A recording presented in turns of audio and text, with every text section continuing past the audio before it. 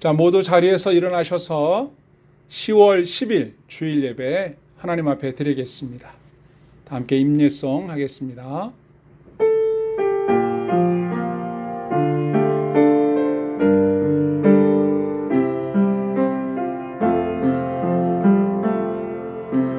나는 하나님을 예배하는 예배자입니다. 내가 서 있는 곳 어디서나 하나님을 예배합니다. 내 영혼 거룩한 은혜를 향하여 내 마음 완전한 하나님 향하여 이곳에서 바로 이 시간 하나님을 예배합니다.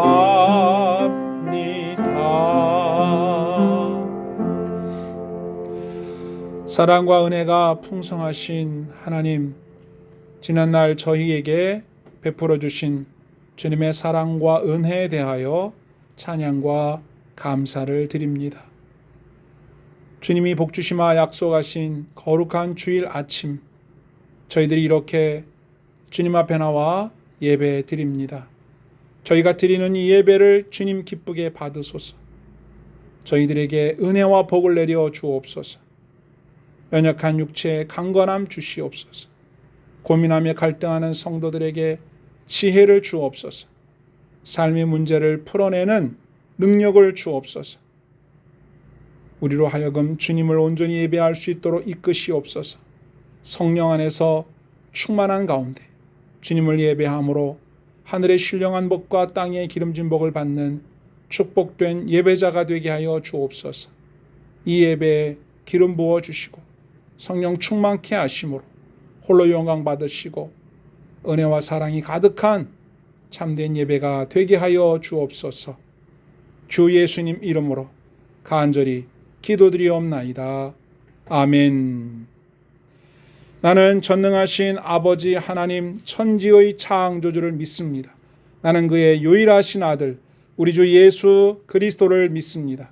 그는 성령으로 잉태되어 동정녀 마리아에게서 나시고 본디오 빌라도에게 고난을 받아 십자가에 못 박혀 죽으시고 장사된 지 사흘 만에 죽은 자 가운데서 다시 살아나셨으며 하늘에 오르시어 전능하신 아버지 하나님 우편에 앉아 계시다가 거기로부터 살아있는 자와 죽은 자를 심판하러 오십니다.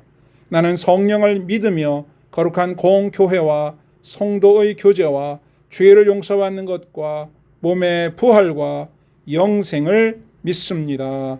아멘. 모두 자리에 앉으셔서 찬송가 217장을 함께 하겠습니다.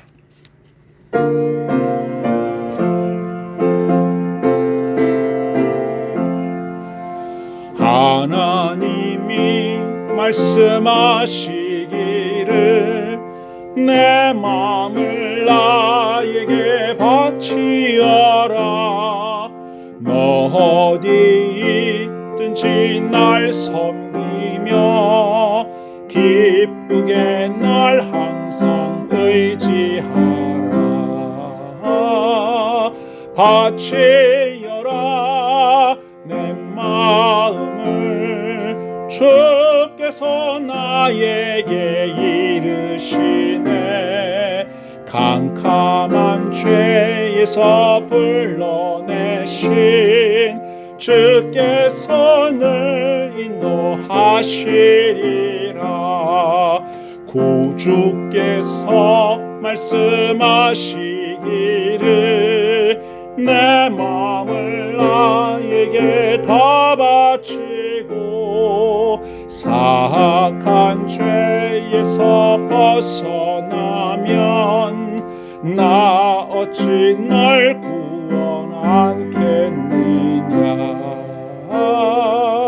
바치어라 내 마음을 주께서 나에게 이르시 죄에서 불러내신 주께서는 인도하시리라.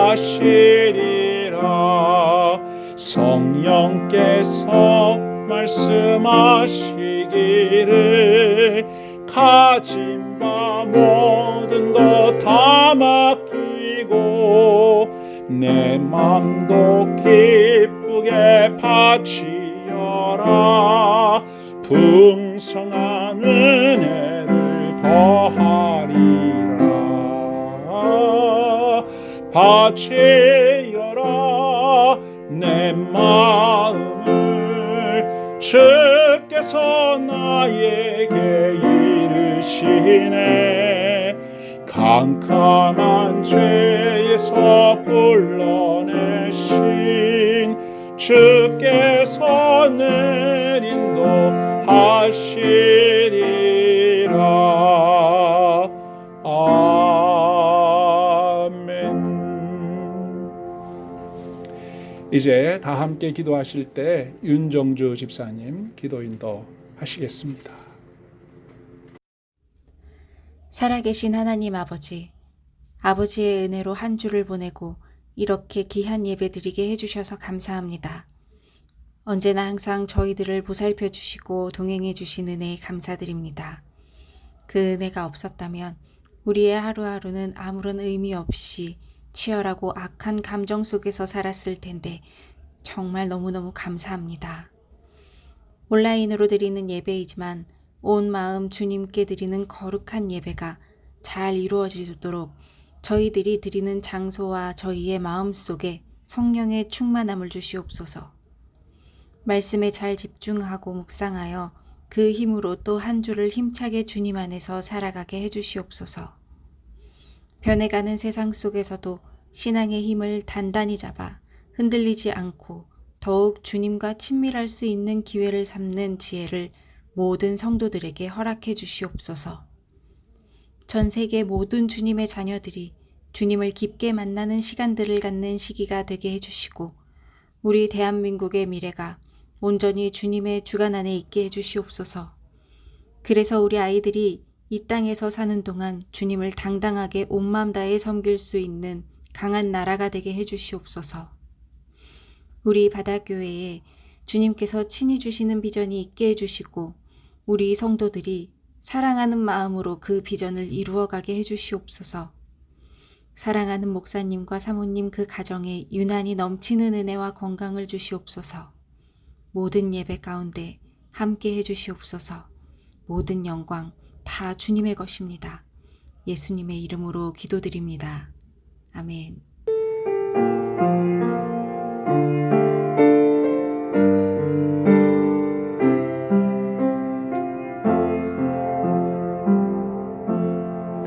하늘에 계신 우리 아버지, 아버지의 이름을 거룩하게 하시며 아버지의 나라가 오게 하시며 아버지의 뜻이 하늘에서와 같이 땅에서도 이루어지게 하소서. 오늘 우리에게 일용할 양식을 주시고 우리가 우리에게 잘못한 사람을 용서하여 준 것 같이 우리 죄를 용서하여 주시고 우리를 시험에 빠지지 않게 하시고 악에서 구하소서. 나라와 권능과 영광이 영원히 아버지의 것입니다.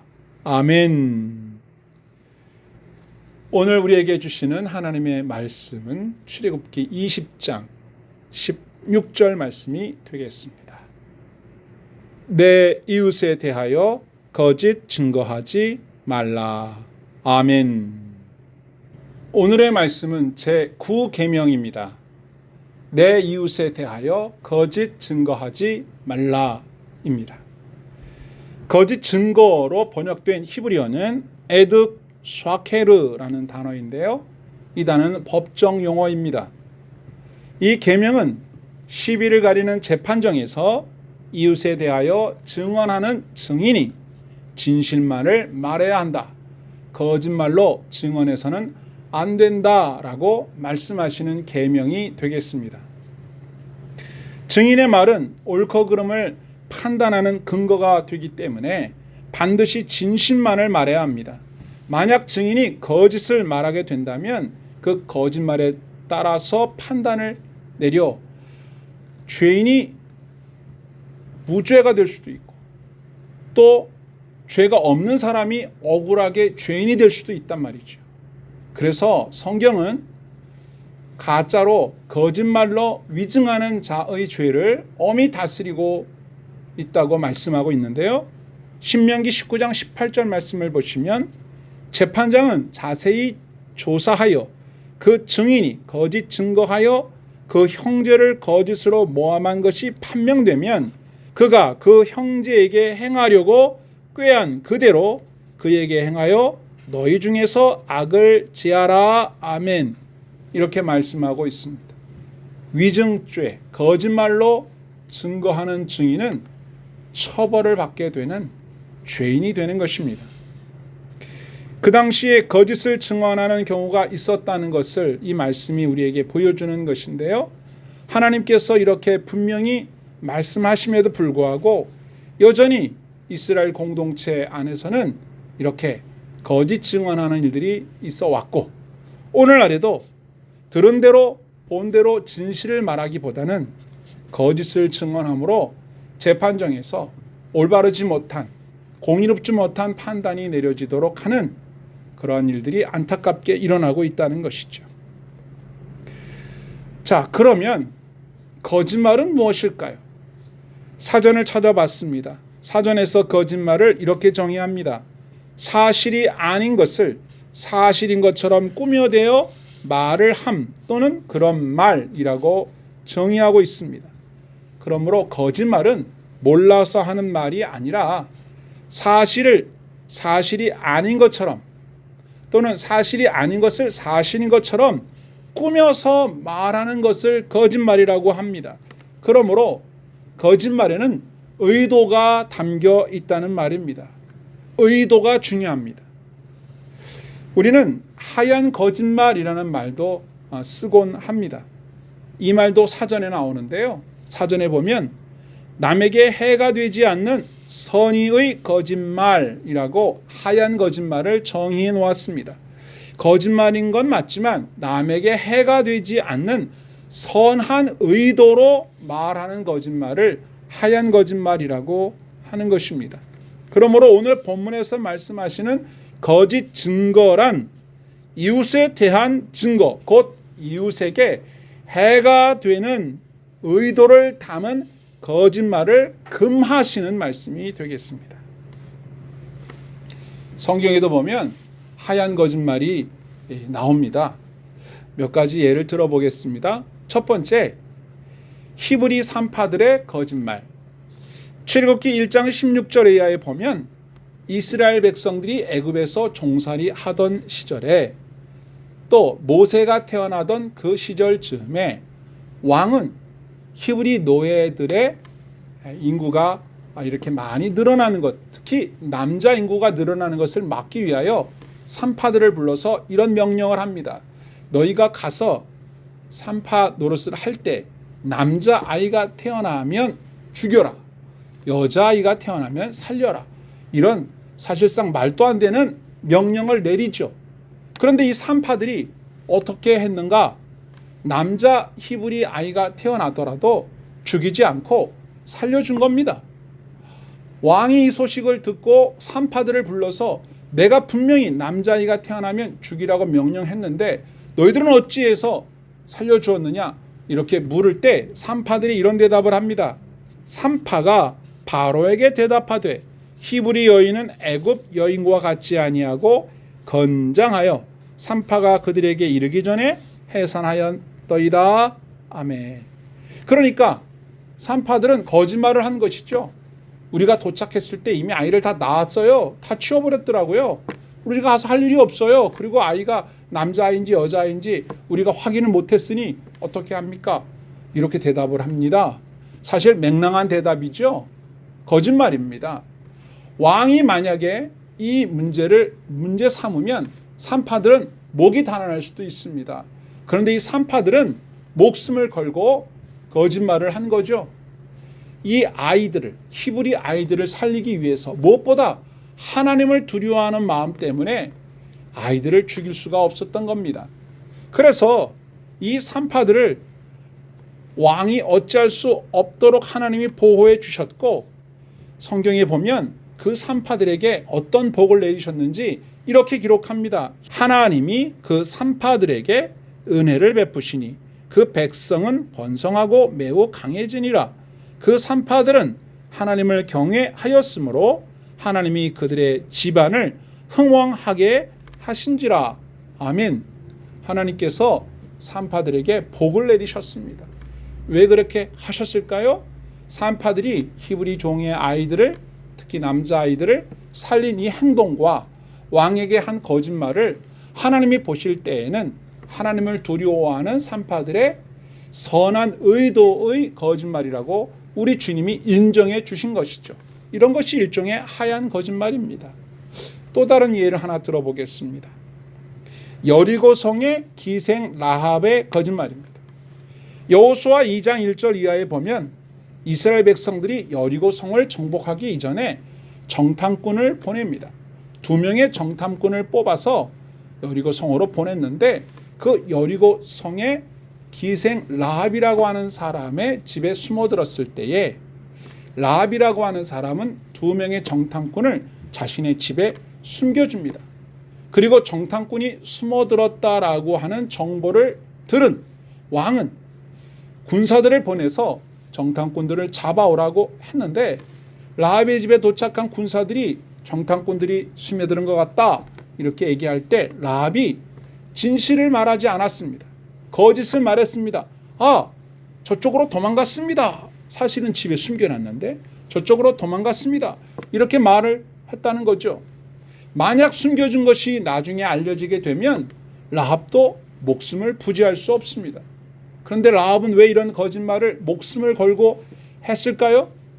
라합은 전능하신 하나님, 소문으로만 들었지만 이스라엘의 하나님이 참으로 능력 있는 분이시고 그 하나님이 보호하시는 이스라엘 백성들이야말로 진정으로 복 있는 백성이라고 생각했던 겁니다. 그래서 그 백성들을 돕고 자신은 하나님이 아닌 우상을 섬기는 자기 족속과 같이 멸망당하는 걸 원하지 않았습니다. 그래서 하얀 거짓말을 했던 것이죠.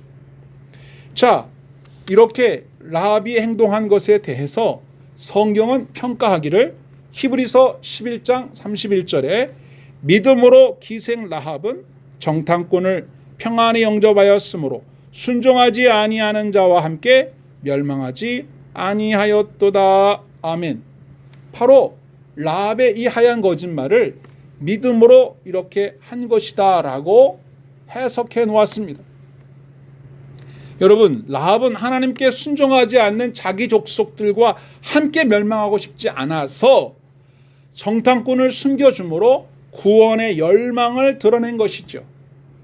그 결과 그녀는 하나님의 은혜를 입어서 자신과 가족들이 여리고성이 무너질 때 다 구원을 받았을 뿐만 아니라 훗날 그리스도가 오시는 메시아의 족보 속에 자신의 이름이 기록되어지는 은총을 누리게 됩니다. 마태복음 1장 5절에 보면 살몬은 라합에게서 보아스를 낳고 보아스는 룻에게서 오벳을 낳고 오벳은 이새를 낳고 이새는 다윗 왕을 낳으니라. 아멘. 그러니까 다윗 왕의 할머니가 되는 것이, 이 기록을 보면 할머니가 되는 것이죠. 자, 유대 전승 자료에 따르면 성경에 기록된 이 라합의 남편 살몬이라고 하는 사람이 누굴까? 당시 숨겨주었던 두 정탐꾼 중에 한 명이었다라고 유대 전승은 기록하고 있습니다. 성경은 그리스도가 오시는 족보 속에 기생이었지만, 이방인이었지만 이 라합의 이름을 기록해 놓음으로 인하여 우상 숭배로 만연된 가나안 땅에서 살던 사람들 중에도 유일하신 주 하나님을 믿는 신앙을 가진 사람이 있었고, 그가 그의 믿음으로 하나님의 백성이 되고 그리스도의 직계 조상이 되는 복을 누렸다는 것을 명확히 기록하여 오늘날 우리에게 전해주고 있는 것입니다. 그러므로 성경이 말하는 거짓말이란 기준은 무엇일까요? 그것은 말의 의도가 하나님을 두려워하며 하는 말인가? 하나님의 말씀에 순종해서 하는 말인가? 생명을 살리는 말인가? 바로 여기에 기준이 있다라고 하는 것입니다. 진실이라고 해도 사람을 살리는 진실이 있고 죽이는 진실이 있습니다.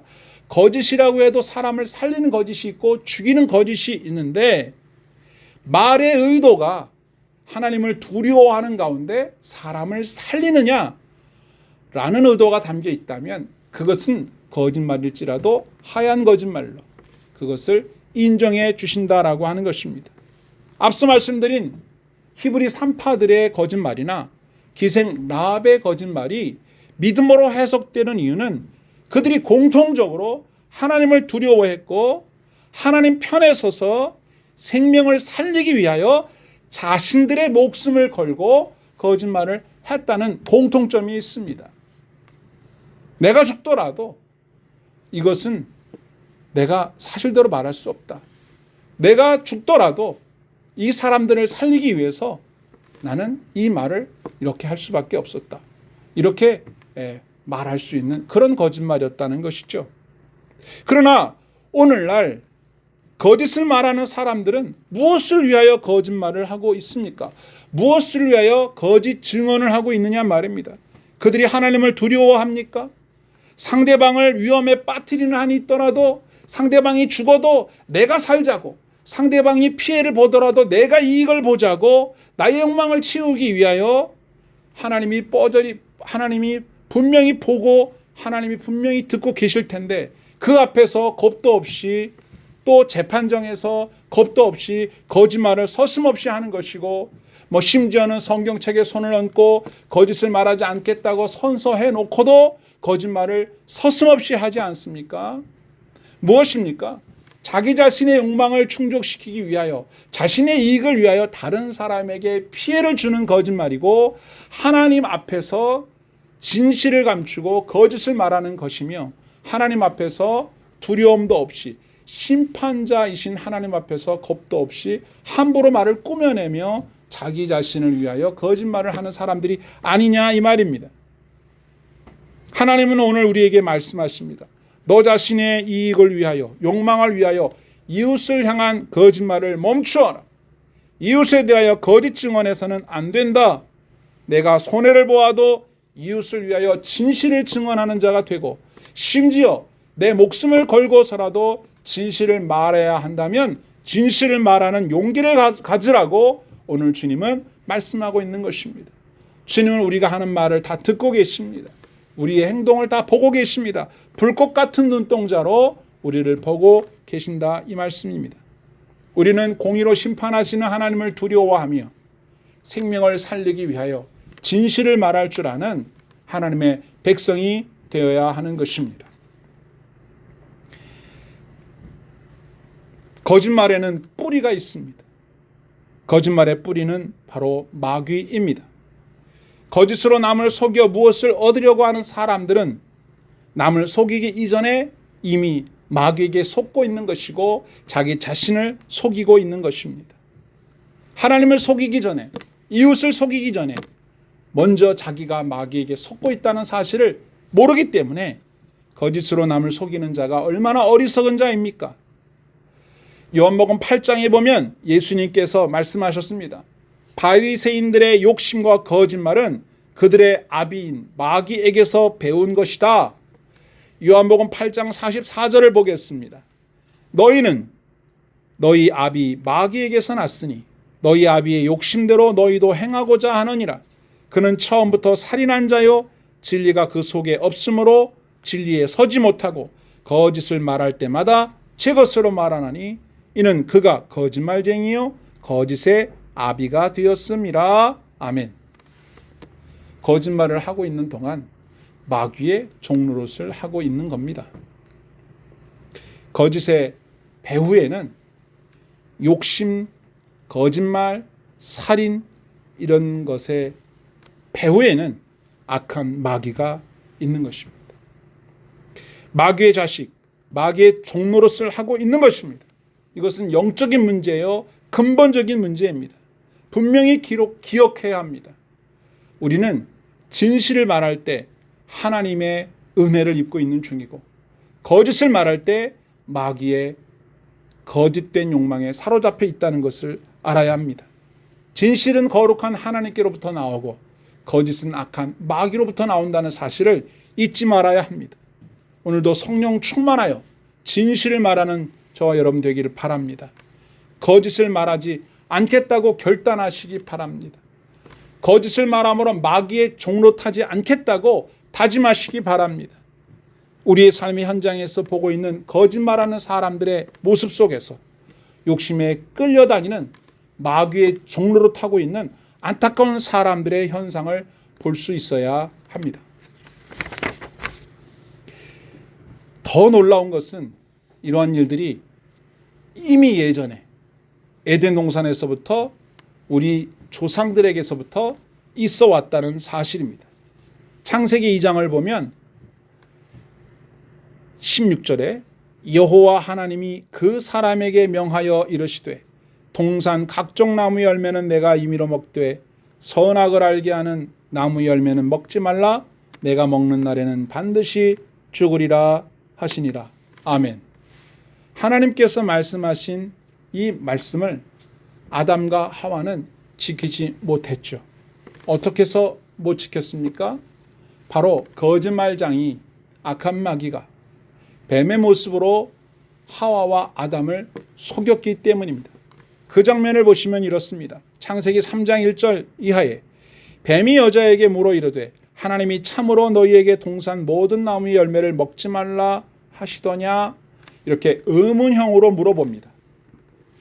하와와 아담이 알고 있는 하나님의 말씀을 그가 이렇게 테스트해 본 겁니다.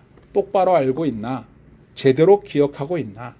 하나님이 정말 그렇게 하라고 하셨냐? 이렇게 물어보면서 하와의 마음속에 하나님 말씀이 확신 속에 자리 잡고 있지 않다는 것을 뱀이 이렇게 살짝 떠보는 것이죠. 뱀의 질문의 의도를 교묘하게, 질문의 의도는 교묘하고 또 뻔했습니다. 그런데 하와는 그 교묘한 뱀의 질문에 빠져들게 됩니다. 그래서 이렇게 대답하죠. 2절에 여자가 뱀에게 말하되 동산 나무의 열매를 우리가 먹을 수 있으나 동산 중앙에 있는 나무의 열매는 하나님의 말씀에 너희는 먹지도 말고 만지지도 말라 너희가 죽을까 하노라 하셨느니라. 이렇게 대답을 합니다. 하나님께서 만지지 말라 이런 말씀 하시지 않았는데 하와는 그 말을 추가했고요. 반드시 죽는다라고 말씀하셨는데 죽을까 하노라라고 의심형으로 물어서 대답을 했습니다. 하와는 뱀의 속임수에 동조하고 사실을 과장하고 있었습니다. 자, 여기에 보면 우리가 무엇을 발견하게 되느냐 하면 악한 마귀가 하와로 하여금 하나님의 말씀을 어기도록 유혹하는 장면인데 하와의 마음속에 하나님의 말씀에 대한 분명한 확신이 없다라고 하는 것을 발견하게 됩니다. 그 틈을 악한 마귀는 노리는 것입니다. 하와가 흔들린 것이죠. 그래서 뱀이 좀 더 과감하게 말을 합니다. 하나님의 말씀을 정면으로 부정하는 말을 하와에게 합니다. 4절인데요. 뱀이 여자에게 이르되 너희가 결코 죽지 아니하리라. 너희가 그것을 먹는 날에는 너희 눈이 밝아져 하나님과 같이 되어 선악을 알 줄 하나님이 아심이니라. 자, 뱀이 한 말을 가만히 살펴보면 두 가지가 있습니다. 하나는 죽을까 하노라 라고 의심하고 있는 하와의 마음속에 한 가지 잘못된 확신을 심어주는데 결코 죽지 않는다. 죽을까 하노라 했더니 결코 안 죽는다. 이렇게 뱀이 확신을, 거짓된 확신을 심어주고 있고요.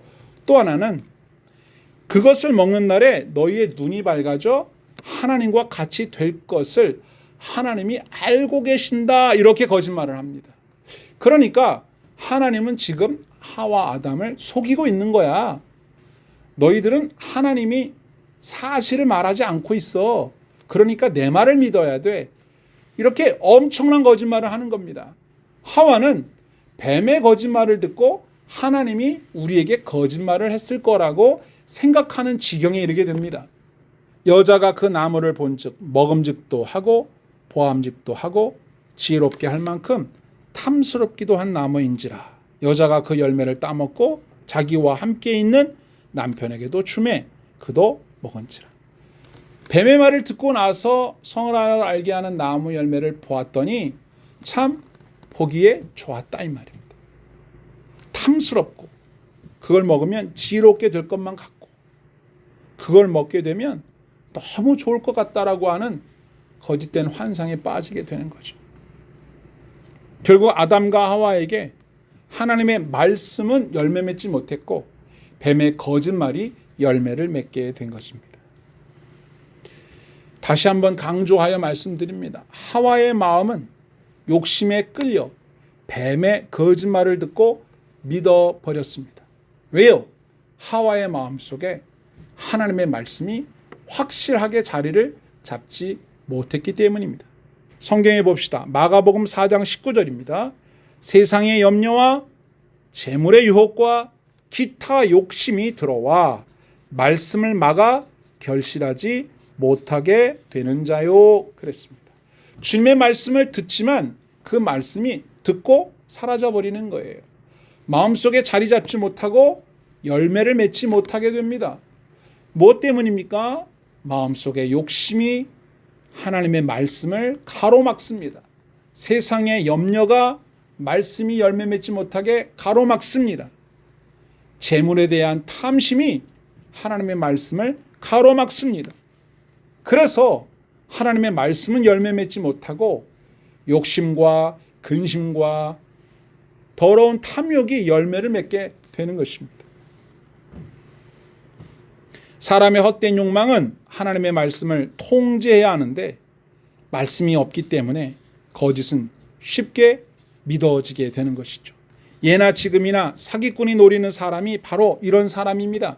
자기의 욕심에 사로잡힌 사람, 세상 염려에 사로잡힌 사람, 재물의 유혹에 사로잡힌 사람, 이런 사람에게 마귀는 접근하고 마귀의 하수인이 된 사람들, 사기꾼의 말을 듣고 속아서 자신이 가진 것을 다 잃어버리거나 자신의 삶의 거짓말로 인하여 나타나는 많은 폐해들을 겪게 되는 것입니다. 야고보서 1장 14절 말씀, 오직 각 사람이 시험을 받는 것은 자기 욕심에 끌려 미혹됨이니 욕심이 잉태한 즉 죄를 낳고 죄가 장성한 즉 사망을 낳느니라. 내 사랑하는 형제들아 속지 말라.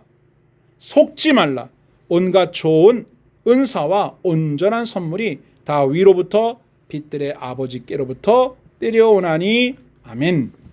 마귀의 거짓말에 속지 말라고 말씀하십니다. 마귀의 말에 속으면 자신도 속이게 되고 이웃도 속이는 자가 됩니다. 우리가 속이는 자가 되지 않으려면, 속지 않으려면 하나님의 말씀을 마음속에 확실히 심어야 합니다. 하나님을 두려워해야 합니다. 욕심을 버리고 만족해야 합니다. 세상 근심을 내려놔야 합니다. 재물의 유혹에서 벗어나야 합니다.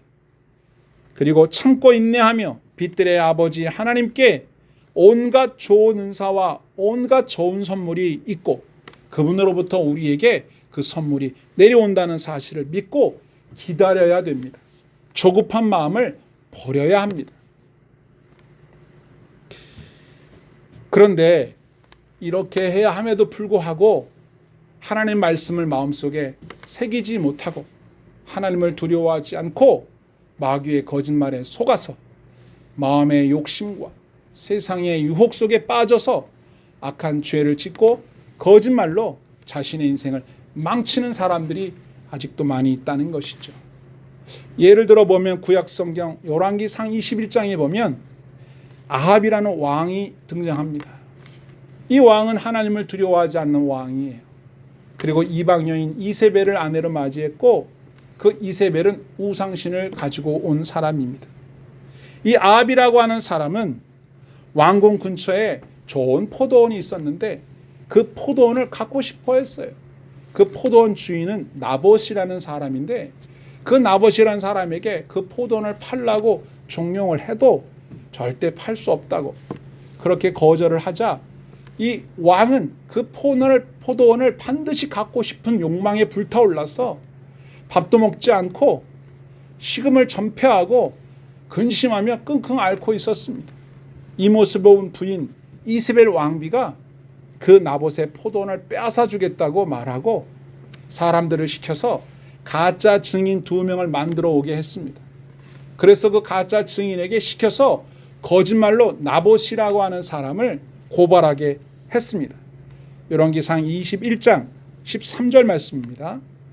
때 불량자 2사람이 들어와 그의 앞에 앉고 백성 앞에서 나봇에게 대하여 증언하여 이르기를 나봇이 하나님과 왕을 저주하였다 하매 무리가 그를 성읍 밖으로 끌고 나가서 돌로 쳐 죽이고, 가짜 증인을 세워서 나봇이 하나님과 왕을 저주했다 이렇게 모함해서 죽였어요. 그리고 그 포도원을 빼앗습니다. 이게 뭡니까? 왕이라는 사람이 자기가 원하는 욕망을 이루기 위해서 정말 수단과 방법을 가리지 않는데 바로 그 재물에 대한 욕심이나 그 마음속에 들어있는 더러운 탐심이 있다는 것을 악한 마귀가 금방 알죠.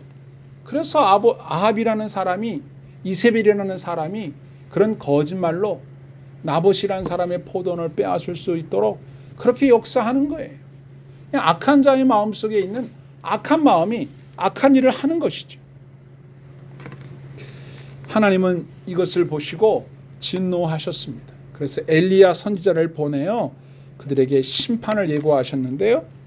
열왕기상 21장 19절 하반절에 여호와의 말씀이 내가 죽이고 또 빼앗았느냐고 하셨다 하고 또 그에게 이르기를 여호와의 말씀이 개들이 나봇의 피를 핥는 곳에서 개들이 내 피 곧 내 몸에 피도 핥으리라 하였다 하라.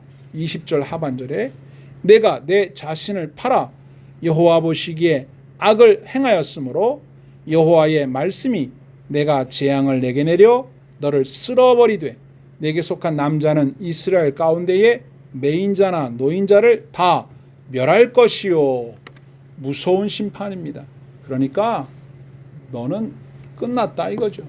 근데 여기 보면 20절 하반절에 내가 내 자신을 팔아 여호와 보시기에 악을 행하였다.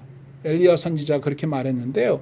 여기서 자신을 팔았다는 말 히브리어로 히트마케르카라는 단어인데요. 스스로 팔렸다 그 말입니다. 마귀에게 자기 스스로를 팔았다 그 말입니다. 죄의 종이 되도록, 욕심의 종이 되도록 자기를 팔았다는 거예요. 그 포도원을 뺏고자 하는 그 욕망에 자기를 마귀에게 팔아넘긴 거예요. 그래서 거짓 증인을 만들어서 가짜 재판을 해서 나봇을 죽이는 악행을 저질렀다 그 말입니다. 그러니까 오늘날에도 거짓 증언을 하는 사람들, 자기의 욕심을 이루기 위해서 거짓말도 불사하지만 결국 그것은 자기 자신을 악한 마귀에게 팔아먹는 행위가 되는 것입니다. 신약성경 마가복음 14장에도 보면 대제사장들과 온 공회가 예수를 죽이려고 그를 칠 증거를 찾되 얻지 못하니 이는 예수를 쳐서 거짓 증언하는 자가 많으나 그 증언이 서로 일치하지 못함이라. 아멘. 정말 종교 지도자라고 하는 사람들이, 많은 백성들의 지도자라고 하는 사람들이 자신들의 기득권을 유지하기 위해서 예수님을 모함하는데 아무런 죄의 증거를 찾을 수가 없으니까 가짜로 증인을 만들어서 예수님을 모함했지만 어떤 증인의 증언도 일치하지 않았다는 거죠. 엉터리 재판을 통해서 예수님에게 십자가형이 내려지게 된 것이거든요. 하나님을 두려워하지 않는 사람, 만족을 모르고 자기 욕망에 사로잡힌 사람, 이런 사람들은 거짓말을 하게 되어 있습니다. 마귀의 종로로 타고 거짓말의 종로로 타고 죄의 종로로 타는 것입니다. 욕심이 잉태하면 죄를 낳게 되고 그 죄가 마침내 사망을 낳게 된다는 것을 잊지 말아야 합니다. 야고보 1장 14절 오직 각 사람이 시험을 받는 것은 자기 욕심에 끌려 미혹됨이니 욕심이 잉태한즉 죄를 낳고 죄가 장성한즉 사망을 낳느니라. 아멘. 이제 오늘 주님께서 출애굽기 20장 16절 말씀을 통해서 분명히 말씀하고 계십니다.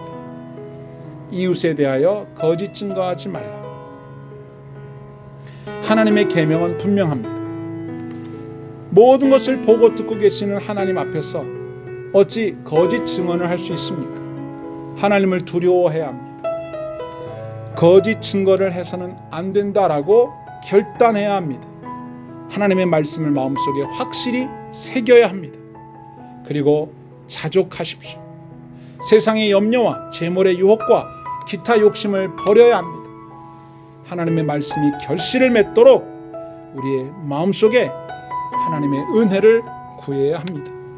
마귀의 거짓말에 속지 마십시오. 내가 거짓말을 하기 이전에 이미 마귀에게 속았기 때문에 거짓말을 하게 된다는 사실을 기억하시고 오직 용감하게 진실하게 말할 수 있도록 하나님의 은혜를 구하시고 오늘도 저나 여러분이나 살면서 우리가 무엇인가에 대해서 보고 드는 것을 말하게 될 때 진실만을 말함으로 하나님께는 영광이 되고 우리가 하는 말로 인하여 우리 이웃과 우리 가족들에게 평화와 행복이 넘쳐날 수 있도록 진실을 말하는 저와 여러분 될 수 있기를 주님의 이름으로 축원드립니다. 아멘.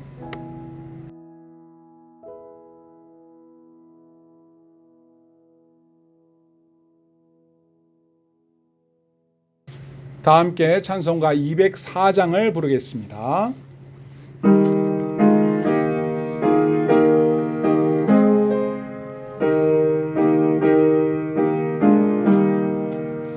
주의 말씀 듣고서 준행하는 자는 반석 위 터닫고 집을 지음 같아 비가 오고 물나며 바람 부딪혀도 반석 위에 세운 집 무너지지 않네. 잘 짓고 잘 지세 우리 집 잘 지세 만세 반석 위에다 우리 집 잘 지세 주의 말씀 듣고도 행치 않는 자는 모래 위에 터닫고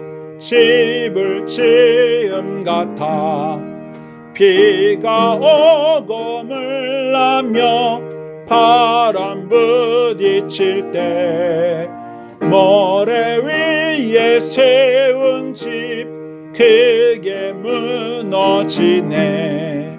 잘 짓고 잘 지세 우리 집 잘 지세 만세 반석 위에다 우리 집 잘 지세 세상 모든 사람들 집을 짓는 자니 반석 위가 아니면 모래 위에 짓네. 우리 거주 오셔서 지은 상을 줄 때 세운 공로 따라서 영영 상벌 주리. 잘 짓고 잘 지세 우리 집 잘 지세 만세 반석 위에다 우리 집 잘 지세. 자, 오늘의 말씀을 생각해 보겠습니다. 하나님께서 분명히 말씀하셨습니다. 이웃에 대하여 거짓 증거하지 말라. 이웃에 대하여 우리가 하는 말이 진실이어야 합니다. 그 진실이 이웃에게 행복을 가져다 주는 진실이어야 합니다. 우리가 말하는 말이 진실일지라도 그것이 이웃에게 고통을 주는 말이라거나 이웃을 괴롭게 하는 말이라면 그 말을 굳이 해야 할 필요가 없겠죠. 우리가 무슨 말을 하든지 저 사람이 이 말을 들었을 때 어떻게 생각할까 한 번쯤 생각하지 않습니까? 그런데 우리는 그보다 먼저 내가 이 말을 할 때 하나님께서는 과연 어떻게 들으실까를 생각해야 합니다. 하나님도 내 말을 동의하실까? 내가 이렇게 말하는 것을 하나님도 기뻐하실까? 한 번쯤 생각해야만 우리는 진실을 말할 수 있고 덕이 되는 말을 할 수 있으며 거짓말을 하고자 하는 유혹을 뿌리칠 수 있습니다. 악한 마귀는 우리에게 계속 거짓말을 해요. 이렇게 거짓말을 하면 너 욕심 이룰 수 있어. 이렇게 거짓말을 하면 네가 더 이익이야. 이렇게 거짓말을 하면 네가 더 편안해질 수 있어. 저 사람이 어떻게 되든지 그건 몰라. 하나님도 모르실 거야. 이렇게 거짓말을 한단 말이죠. 우리가 다른 사람을 속이기 전에 먼저 우리 자신이 마귀에게 속는다는 사실 잊지 마시기 바랍니다. 하나님은 저와 여러분을 지금도 보고 계세요. 여러분들과 제가 하는 말을 듣고 계세요. 하나님을 두려워하십시오. 그리고 시험에 빠지지 않도록 하기 위하여 하나님 말씀을 마음속에 새겨 놓으셔야 됩니다. 세상의 염려, 재물의 유혹, 기타 여러 욕심들이 저와 여러분의 마음속에 있으면 하나님의 말씀을 들어도 결실하지 못해요. 오늘도 전해드리는 이 말씀 열매 맺으시기를 바랍니다. 우리 시간에 하나님 앞에 기도했으면 좋겠습니다. 주님, 제가 주님 말씀에 귀를 기울이겠습니다. 마귀의 거짓말에 속지 않겠습니다. 주님 말씀대로 이웃에 대하여 진실만을 말하겠습니다. 내가 말하는 이 의도가 이웃에게 행복이 되는 말이기를 원합니다. 이 의도 자체가 다른 사람에게 덕을 끼치는 말이 되기를 원합니다. 그렇게 살겠습니다 라고 기도했으면 좋겠습니다. 이 시간 함께 기도하도록 하겠습니다. 사랑과 은혜가 풍성하신 하나님, 오늘도 우리에게 분명히 말씀해 주시니 감사합니다. 내 이웃에 대하여 거짓 증거하지 말라. 우리는 하나님이 보고 계신다, 하나님이 듣고 계신다 라고 믿습니다. 그러므로 우리가 무슨 말을 할 때에, 특히 이웃에 대하여 무슨 말을 할 때에 항상 이 점을 잊지 않기를 원합니다. 그리고 내가 하는 말이 혹 진실일지라도 이 말을 하는 의도가 상대방을 넘어뜨리는 의도라거나 이 말을 하는 의도가 상대방을 고통스럽게 할 의도로 하는 말이라면 진실일지라도 해서는 안 될 말이라는 것을 깨닫기를 원합니다. 저희들이 때로 다른 사람의 생명을 살리기 위하여, 다른 사람의 참된 행복을 위하여 하얀 거짓말을 할 때가 있습니다. 그때도 역시 내 의도는 하얀 거짓말이지만 하나님께서도 동의하실까? 하나님께서도 나처럼 그렇게 생각하실까? 하나님을 두려워하는 마음으로 한 번 더 생각하고 주님이 듣고 계시는 그 현장에서 말하는 저희가 되기를 원합니다. 이제까지 살면서 진실을 말하지 않고 거짓을 말한 죄를 회개합니다. 이제까지 나 자신이 욕심을 부려서 내 욕망을 채우기 위하여 다른 사람에게 손해를 끼치는 거짓말을 했던 것을 회개합니다. 내 체면을 위하여, 나의 편의를 위하여, 내 자신의 안전을 위하여 다른 사람에게 피해가 가는 줄 알면서도 거짓말로 변명하였던 것들을 회개합니다. 하나님 아버지, 용서하여 주시옵소서. 그리고 이제 주의 말씀에 순종하여 진실을 말하는 하나님의 백성답게 살아가기를 원합니다. 주님, 마귀의 거짓말에 속지 않기 원합니다. 마귀가 우리 배후에서 우리를 넘어뜨리려고 여러 가지 꾀를 가지고 속이려 하겠지만은 우리는 주님의 말씀을 의지합니다. 주님의 말씀에 따라 거짓의 유혹을 떨쳐버리고 진실을 말하며 사는 하나님의 백성으로 살게 하여 주옵소서. 하나님이 이 시대에 온갖 거짓말이 난무하고 부정과 부패가 판을 치는 영역들에 악한 마귀의 더러운 손길이 있는 것을 보게 됩니다. 주여, 이 땅에 공의를 허락하옵소서. 정의를 허락하여 주옵소서.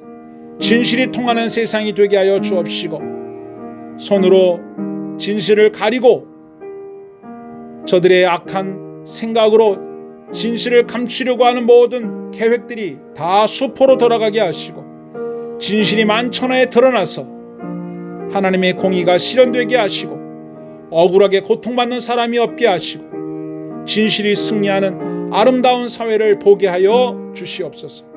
사랑하는 성도들의 삶에 억울한 일이 없기를 원합니다. 사랑하는 성도들의 삶의 피로가 채워지기를 원합니다. 고통 가운데서 건져주시고 저들의 삶에 은혜를 부어 주시옵소서. 이 모든 기도를 우리 구주 예수님의 이름으로 간절히 기도드리옵나이다. 아멘. 이제 모두 자리에서 일어나셔서 하나님 앞에 예물을 드리겠습니다.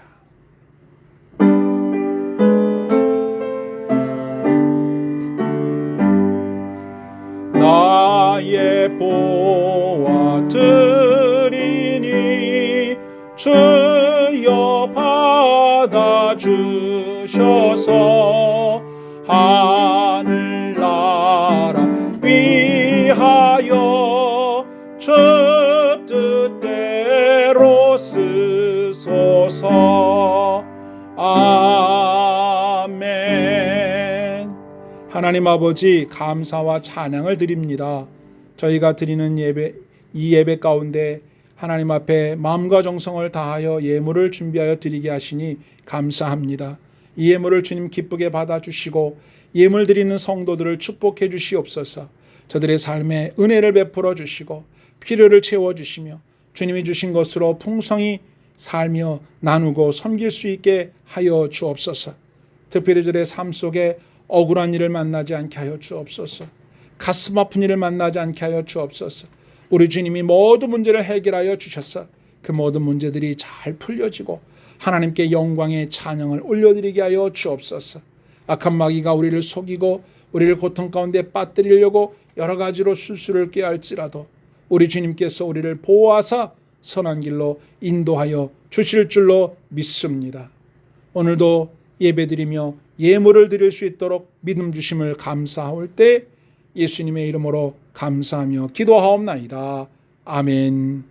주 예수 그리스도의 은혜와 하나님의 사랑과 성령의 감동하심이 진실을 말하며 하나님을 두려워하고 세상의 염려와 재물의 유혹과 기타 여러 욕심에 빠져 거짓말을 하게 되는 죄를 범치 않기를 원하여 하나님 앞에 결단하고 일어선 사랑하는 모든 성도들 머리머리 위에 이제와 영원히 항상 함께하옵시기를 간절히 축원하옵나이다.